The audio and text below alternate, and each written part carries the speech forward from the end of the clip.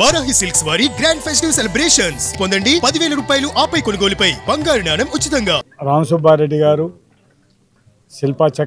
చక్రపాణి రెడ్డి గారు, శిల్పా రవి చంద్రకిషోర్ రెడ్డి గారు, కల్పనా రెడ్డి గారు ఎమ్మెల్సీ,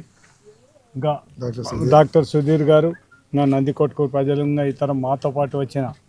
అందరికీ పత్రికా విలేకరులకు మీడియా మిత్రులకు అందరికీ కూడా నా ఉదయపూర్వక నమస్కారం. ఈరోజు పోతిరెడ్డిపాడు దగ్గర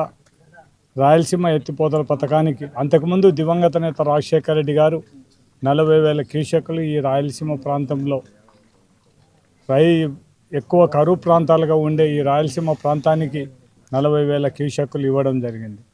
జగన్మోహన్ రెడ్డి గారు వచ్చిన తర్వాత తెలంగాణ వాళ్ళన్నీ కూడా ప్రాజెక్టులు కట్టి ఈ రాష్ట్రానికి అన్యాయం జరుగుతుందనే ఉద్దేశంతోనే మొత్తం మళ్ళీ ఇక్కడ పోతిరెడ్డిపాడు దగ్గర అయితే కింద ప్రాంతాలకు నీళ్లు పోవడానికి అయితేనేమి, నెల్లూరు కానీ మద్రాసు కానీ వీళ్ళకందరికీ నీళ్లు 841 ఉంటేనే పైన ఉంటేనే తప్ప నీళ్లు తీసుకునే అవకాశం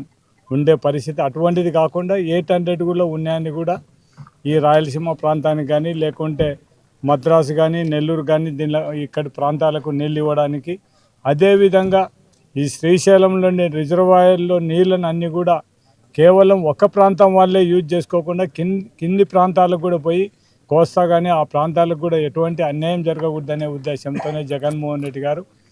అన్ని ప్రాంతాలను సమదృష్టి చూడాలనే ఉద్దేశంతోనే ఈ రాయలసీమ ఎత్తిపోత పథకం పెట్టడం. కేవలం ఫ్లడ్ వచ్చినప్పుడు మాత్రమే ఈ రాయలసీమకు సంబంధించిన వాటర్ తీసుకోవడానికి రోజు 3 టీఎంసీల మాదిరి నెల రోజులు ఉంటే ఒక 100 టీఎంసీలు తీసుకొని ఈ రాయలసీమ ప్రాంతానికి అయితేనేమి, నెల్లూరుకి అయితేనేమి, మద్రాసుకి అయితే నీళ్ళు ఇవ్వడానికి అవకాశం కల్పించాలనే ఉద్దేశంతోనే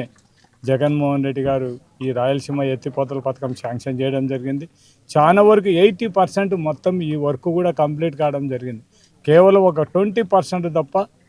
వర్క్ ఇంకా మిగిలిపోయిన పరిస్థితి. అంటే చంద్రబాబు నాయుడు ఈ వర్క్ కంప్లీట్ కాకూడదు, ఎక్కడైతే జగన్మోహన్ రెడ్డికి మంచి పేరు వస్తుందనే ఉద్దేశంతోనే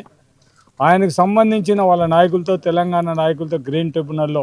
కేసు వేయించడము, దీన్ని ఇక్కడ నిలబెట్టాలని ప్రయత్నం చేసి నిలబెట్టడం జరిగింది. జగన్మోహన్ రెడ్డి గారు ఉన్నంత వరకు లాస్ట్ 2024 వరకు కూడా ఈ వర్క్ను చాలా వరకు ఆ రోజు వరకు కూడా 24 వరకు కూడా ఈ వర్క్ను కూడా పనిచేయడం జరిగింది. కేవలం తెలుగుదేశం గవర్నమెంట్ 2004లో వచ్చిన తర్వాత చంద్రబాబు నాయుడు మామూలుగా ఏ ముఖ్యమంత్రి కానీ ఈ భారతదేశంలో సొంత రాష్ట్రాలను ప్రయోజనాలను కాలరాసే విధంగా, ఇంకొక రాష్ట్రానికి మేలు చేసే విధంగా తెలంగాణ కోసం వాళ్ళ కోసం ఈ లిఫ్ట్ ఇరిగేషన్ స్టాప్ చేసి మనం నేషనల్ ట్రిబ్యునల్లోనే కూడా కేసు లాయర్ను పెట్టకుండా మొత్తం ఈ శ్రీశైలం రిజర్వాయర్ కింది ప్రాంతాలు అయితేనేమి రాయలసీమ ప్రాంతాలు అన్యాయం జరిగే విధంగా